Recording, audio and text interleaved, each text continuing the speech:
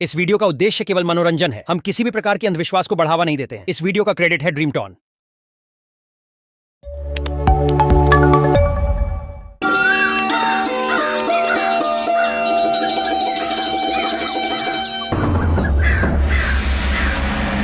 सोनपुर गांव के राजा हरि सिंह राज्य के पंडित को बुलाकर, पंडित जी, मुझे हमारी राजकुमारी के लिए एक बहुत ही अमीर राजकुमार चाहिए। हमारी राजकुमारी इतनी गुणवान और इतनी सुंदर है, हम ऐसे ही छोटे मोटे राज्य के राजकुमार से उनका विवाह नहीं करवा सकते। जी महाराज, हमारे पास के राज्य के जो राजकुमार हैं वो बहुत ही अमीर हैं। आप कहें तो मैं उनसे राजकुमारी के विवाह की बात चला दूं। तभी राजकुमारी राधिका भी वहां पहुंच जाती है। नहीं महाराज, मैंने आपको पहले ही कह दिया था कि मैं अपने पसंद के राजकुमार से ही विवाह करूंगी।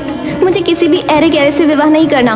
मैं राजकुमारी हूँ, लेकिन अपने ही महल में किसी कैदी की तरह रहती हूँ। गुस्से में वहां से चली जाती है और अपने कमरे में जाकर रोने लगती है। अगर मैं विवाह भी अपने पसंद के लड़के से नहीं कर सकती तो मैंने फैसला कर लिया है, मुझे नहीं जीना। रात को राजकुमारी अपने कमरे के आसपास देखती है। वहाँ कुछ पहरेदार पहरा दे रहे थे। सिपाहियों, आपको महाराज ने बुलाया है। राजकुमारी के कहने पर सभी सिपाही वहाँ से चले जाते हैं। राजकुमारी छुपते छुपाते महल से बाहर निकलती है और एक नदी किनारे जाकर बैठ जाती है। बस, अब मैं और नहीं जी सकती। मुझे ऐसी जिंदगी नहीं चाहिए जहाँ कोई आजादी ही ना हो। और कूदने लगती है। तभी कोई पीछे से उसका हाथ पकड़ता है। छोड़ो, छोड़ो मेरा हाथ, मुझे मर जाने दो। मैं तंग आ गई हूँ ऐसी जिंदगी से। लेकिन तुम हो कौन और ऐसे जान क्यों देना चाहती हो? मैं पास के राज्य की राजकुमारी राधिका हूँ। मैं तंग आ गई हूँ अपनी जिंदगी से। क्या राजकुमारी होकर जिंदगी से तंग आ गई हो? फिर राजकुमारी मीना और चेतन को सारी बात बताती है। और मैं नहीं सह सकती, इसीलिए मैं महल से भाग गई। मुझे गुलामी की जिंदगी नहीं जीनी। अरे अरे राजकुमारी जी, आप फिक्र मत करो। आप हमारे घर चलो, हम आपका पूरी तरह से ख्याल रखेंगे। लेकिन तुम्हारे माता पिता? वो हमारे माता पिता नहीं है। तो फिर तुम दोनों? अरे नहीं, हमारा बड़ा भाई है ना किशन, वही हमारा भरण पोषण करता है। वो क्या है ना, हमारे माता पिता तो हमें बचपन में ही छोड़कर चले गए थे। उसके बाद से हमारे भैया ही हैं जो हमें पाल रहे हैं। लेकिन अगर हमें किसी ने देख लिया तो? उसकी फिक्र आप मत कीजिए। हम थोड़ा अंधेरा होने के बाद यहाँ से जाएंगे तो हमें कोई अच्छे से नहीं देख पाएगा। फिर अंधेरा होने पर चेतन, मीना और राधिका तीनों उनके घर चले जाते हैं। राजकुमारी जी, हमारे भैया आते ही होंगे। आप एक काम कीजिए, आप इस अलमारी में छुप जाइए। और हाँ, ये किशन भैया के कपड़े हैं, आप इन्हें पहन लीजिए। चेतन और मीना दोनों राजकुमारी को अलमारी में छुपा देते हैं। थोड़ी देर बाद किशन खेत से आता है। अरे भैया, ये देखिए, मैंने आपके कपड़े रख दिए हैं। हाँ भैया, और ये लीजिए आपके लिए पानी। किशन को ये सब थोड़ा अजीब लग रहा था। अरे आज क्या बात है भाई, मेरी बड़ी खातिरदारी हो रही है। मेरे कपड़े भी रख दिए गए हैं, पानी भी ले आए। आखिर माजरा क्या है? तुम दोनों मुझसे कुछ छुपा रहे हो? नहीं नहीं नहीं भैया, कुछ भी तो नहीं। कुछ भी तो नहीं? वो क्या है ना, हमने सोचा कि आप रोज थके हुए घर पर आते हो, हमारे लिए इतना काम करते हो, तो हम आपके लिए इतना तो कर ही सकते हैं। फिर किशन हाथ मुंह धोकर कपड़े बदल लेता है और तीनों साथ बैठकर खाना खाने लगते हैं। तभी राधिका को अलमारी में घुटन सी होने लगी और धूल की वजह से छींक आ गई। अरे ये कौन छींका?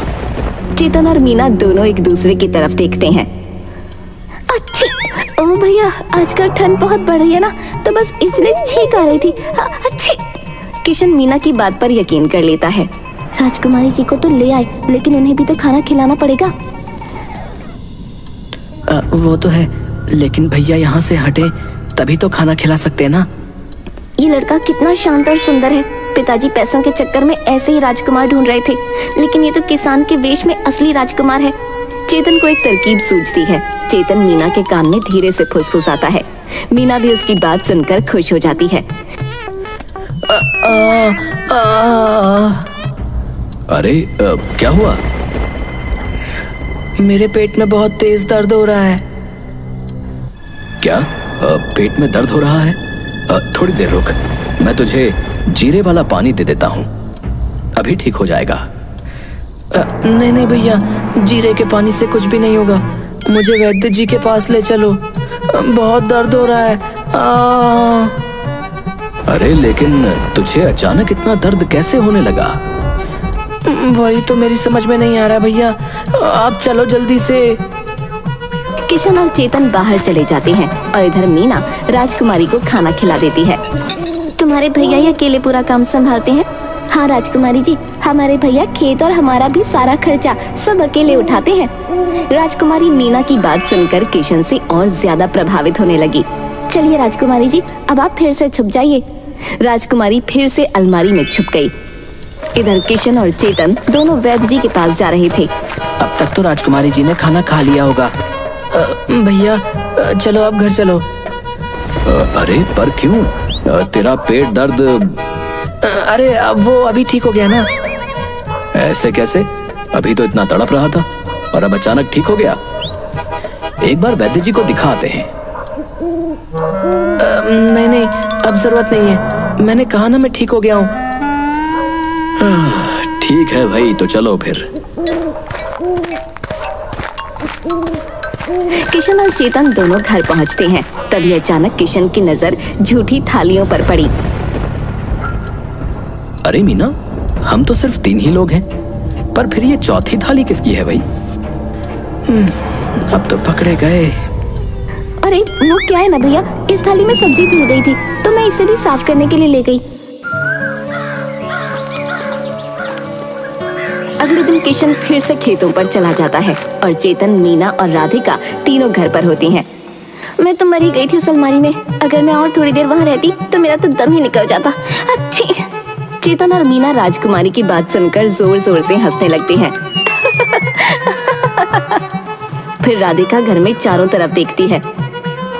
क्या हुआ राजकुमारी जी? कुछ नहीं, लेकिन यहाँ कितनी धूल है, तुम दोनों यहाँ ठीक से साफ सफाई क्यों नहीं करते?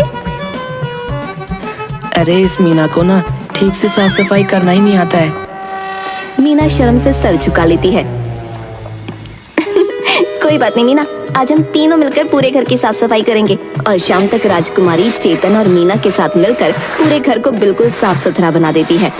अरे वाह राजकुमारी जी, आप राजकुमारी होने के बाद भी कितने अच्छे से काम करती हैं। आपने तो घर कितना सुंदर सजा दिया। हाँ, मेरी माँ ने मुझे सारे काम करने सिखाए हैं। उनका कहना है कि एक राजकुमारी को हर काम में निपुण होना चाहिए। देखा, तू भी सीख कुछ राजकुमारी जी से। बस राजकुमारी जी, आज आप भैया के आने से पहले ही खाना खा लीजिए, नहीं तो फिर भूखा रहना पड़ेगा। रात को। अरे अब ये मैं किसके घर में आ गया? हम दोनों ने मिलकर इसे अच्छा बना दिया है। तो तुम दोनों ने मिलकर इसे अच्छा बना दिया है। अरे वाह, आज से पहले तो कभी नहीं किया, फिर आज क्या हो गया भाई? फिर तीनों साथ में खाना खा लेते हैं और सो जाते हैं।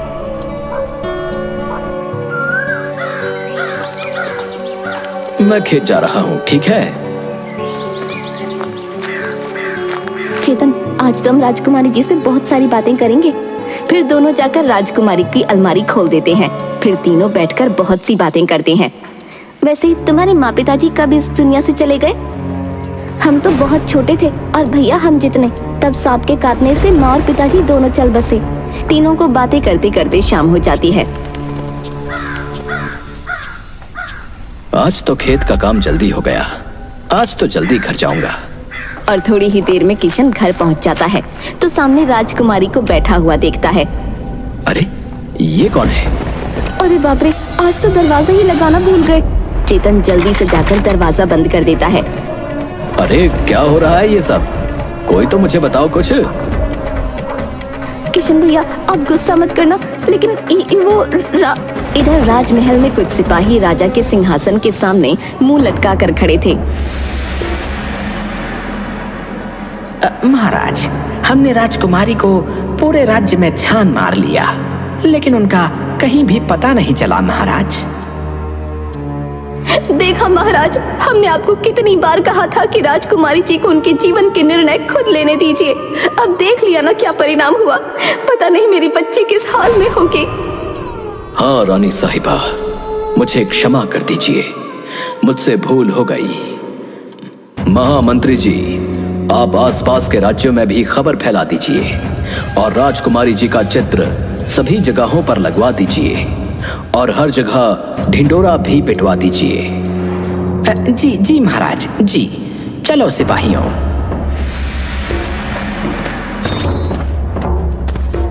सुनो सुनो सुनो। महामंत्री जी, जैसे महाराज ने कहा था वैसे ही हमने हर जगह राजकुमारी का चित्र लगा दिया है और हर जगह ढिंडोरा भी पिटवा दिया है। इधर किशन के घर पर। अरे ये मीना कहीं किशन को मेरी असलियत ना बता दे, नहीं तो बहुत बुरा होगा। मैं राधिका हूँ। लेकिन तुम यहाँ क्या कर रही हो, और वो भी मेरे कपड़ों में? पहले तो तुम्हें यहाँ कभी नहीं देखा। वो ये बेचारी बहुत परेशान थी और अपनी जान देने वाली थी, तो हम दोनों इसे बचाकर अपने घर ले आए। लेकिन इसके घर वाले परेशान हो रहे होंगे ना? उन्हीं की वजह से तो मैं जान दे रही थी। वो मेरी शादी कहीं और करवाना चाहते हैं और मुझे नहीं करनी उससे शादी। लेकिन राधिका, ये तो बहुत गलत बात है ना। तुम्हारे घर वाले भी तुम्हारी भलाई ही सोचते होंगे। चलो, मैं तुम्हें तुम्हारे घर छोड़कर आता हूँ। नहीं नहीं, मुझे अभी अपने घर नहीं जाना। कुछ दिन और यहाँ रह लेने दीजिए, मैं खुद चली जाऊंगी। अच्छा ठीक है, लेकिन अगर तुम्हें किसी ने पहचान लिया तो? अरे कैसे पहचानेंगे इसे? हम इसे लड़का बना देंगे और अगर कोई पूछेगा तो कह देंगे हमारा दूर का चचेरा भाई है। हाँ ठीक है। अगले दिन। अरे हर रोज तो खेत पर जाने में कोई दिक्कत नहीं होती, लेकिन आज तो जाने का मन ही नहीं कर रहा है लगता है। बस जी करता है कि राधिका को देखता ही रहूं। कितनी मासूम और चंचल है। राधिका भी किशन को देखे जा रही थी और किशन के मन की बात समझ चुकी थी। वैसे मीना, मैंने आज तक किसानों को खेत पर काम करते नहीं देखा, तो आज हम तुम्हारे भैया को खाना देने के लिए जाएंगे। अच्छा ठीक है, आ जाना, पर थोड़ा ध्यान से। अब मैं खेत पर जा रहा हूँ। दोपहर में। ये लो, अब बन गई हमारी राजकुमारी दीदी राजा भैया। फिर तीनों किशन को खाना देने के लिए चले जाते हैं। किशन उन्हें देखकर खुश हो जाता है। अरे किशन भैया, यह कौन है भाई? आज से पहले तो गांव में कभी नहीं देखे। अरे काका, ये हमारा दूर का चचेरा भाई है। आज पहली बार ही गांव में आया है। उसे हमारे खेत देखने का बहुत मन हो रहा था, तो हम ले आए। लेकिन किसान होते हुए भी हाथ बिल्कुल मक्खन जैसे, ये तो नामुमकिन है। और चाल ढाल भी बिल्कुल लड़कियों जैसी। कुछ तो गड़बड़ है। अच्छा किशन, तुम मुझे अपने खेत नहीं दिखाओगे? हाँ चलो चलो। अरे खेत में मंदिर और इस सांप की केंचुली क्यों रखी हुई है? वो सब बातें छोड़िए, आप तो खेत देखने चलिए। फिर दोनों खेत देखने के बहाने थोड़ा दूर चले जाते हैं। किशन, वो मुझे तुमसे कुछ कहना था। हाँ कहो, क्या कहना है? वो मुझे तुम बहुत पसंद हो, मैं तुमसे शादी करना चाहती हूँ। मुझे माफ कर दो राधिका, लेकिन मैं तुमसे शादी नहीं कर सकता। लेकिन क्यों? क्या तुम मुझे पसंद नहीं करते? ऐसी बात नहीं है राधिका, मैं भी तुम्हें पसंद करता हूँ, लेकिन मैं तुमसे विवाह नहीं कर सकता। लेकिन क्यों किशन? रात को सब लोग साथ में घर पहुंच जाते हैं। राजकुमारी जी, अब आप ये मूंछ और पगड़ी निकाल सकती हैं। राजकुमारी जैसे ही मूंछ और पगड़ी निकालती है तो इतनी सुंदर दिखाई देती है कि किशन उसे देखता ही रह जाता है। मोहन खिड़की से ये सब देख रहा था। अरे ये तो वही राजकुमारी है जो कुछ दिन पहले सोनपुर राज्य से भाग गई थी। इसका मतलब वो यहाँ है। अगली सुबह राजकुमारी अचानक से उठ जाती है और पूरा पसीना पसीना हो जाती है। क्या ये सपना सच था? फिर राजकुमारी को किशन के माता पिता की तस्वीर पर एक सांप लिपटा दिखाई देता है। सांप! सांप! अरे क्या हुआ राधिका? राजकुमारी जैसे ही फिर उन दोनों की तस्वीर की तरफ देखती है, वहाँ सांप नहीं होता। लगता है आपने कोई बुरा सपना देखा होगा।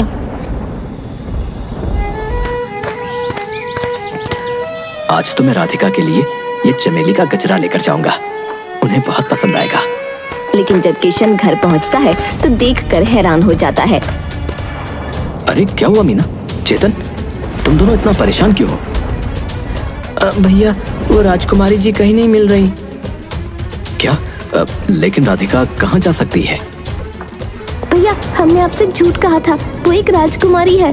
और फिर चेतन किशन को सारी बातें सच सच बता देता है। लेकिन तुमने मुझे पहले क्यों नहीं बताया? क्योंकि हम डर गए थे कि अगर आपको सच्चाई बता देंगे तो आप उसे यहाँ रहने नहीं देंगे। तीनों सब जगह राधिका को ढूंढने लगते हैं, लेकिन राधिका कहीं नहीं मिलती। इधर मोहन राजा के सिपाहियों के साथ किशन के घर पहुंच जाता है। इन तीनों ने ही राजकुमारी जी को यहाँ छुपा कर रखा है। अरे लेकिन मुझे तो पता ही नहीं था कि वो राजकुमारी है। अरे हर जगह राजकुमारी जी का चित्र लगा हुआ है, क्या तुमने उन्हें नहीं देखा? अरे भाई, मैं किसान आदमी हूँ, दिन भर मेरा खेत पर निकल जाता है और रात होने के बाद घर जाता हूँ, तो भला किसकी तस्वीर देखा करूंगा। और वैसे भी राजकुमारी जी हमें भी नहीं मिल रही। सिपाहियों, ले चलो इन तीनों को महाराज के पास। बताओ, तुमने राजकुमारी को कहाँ छुपा कर रखा है? महाराज, हमें नहीं पता कि राजकुमारी कहाँ चली गई है। इधर इन सब बातों से अनजान राजकुमारी एक घने जंगल में नदी के पास खड़ी हुई थी। शायद ये वही जादुई नदी है जो किशन की माँ ने बताई थी। राजकुमारी जैसे ही एक पैर नदी में रखती है, वहाँ एक सीढ़ी बन जाती है। राजकुमारी उसे पार करके नदी के अंदर चली जाती है, जहाँ नागलोक था। ए लड़की, कौन हो तुम और यहाँ कैसे आई? फिर राजकुमारी नाग देवता को सारी बातें बताती है। मुझे किशन की माँ ने सपने में दर्शन देकर सारी बात बताई और इसीलिए मैं आपसे माफी मांगने आई हूँ। आप उनके परिवार को माफ कर दीजिए। वैसे भी किशन के दादा ने कुछ भी जानबूझकर नहीं किया था। लेकिन इन सब बातों से मेरा बेटा फिर से जीवित नहीं हो जाएगा। नाग देवता, मैं आपके बेटे की केंचुली संभाल कर लाई हूँ। मुझे किशन की माँ ने बताया था कि अगर आप अपने सिर की मणि को इसकी केंचुली पर रख दें तो आपका बेटा फिर से जीवित हो सकता है। क्या? सच में? फिर नागराज वैसा ही करता है जैसा राधिका ने कहा, और सच में नागराज का बेटा जिंदा हो जाता है। बताओ, क्या चाहिए तुम्हें?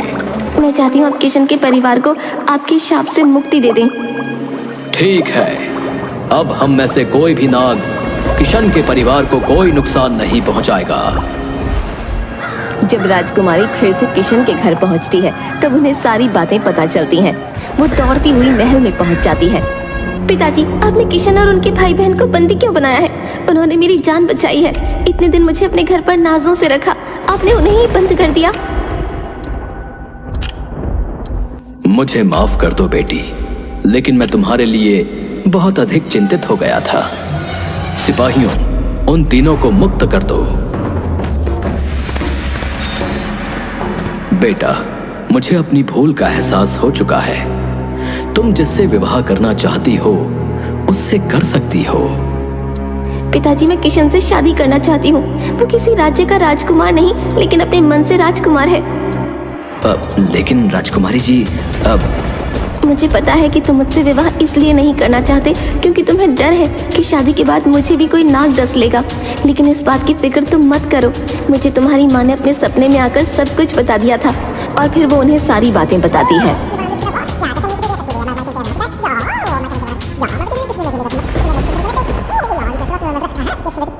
वाह राजकुमारी वाह, आपने बहुत ही बहादुरी का काम किया है। हमें गर्व है कि आप हमारी पुत्री हैं। और फिर किशन और राधिका की शादी करवा दी जाती है।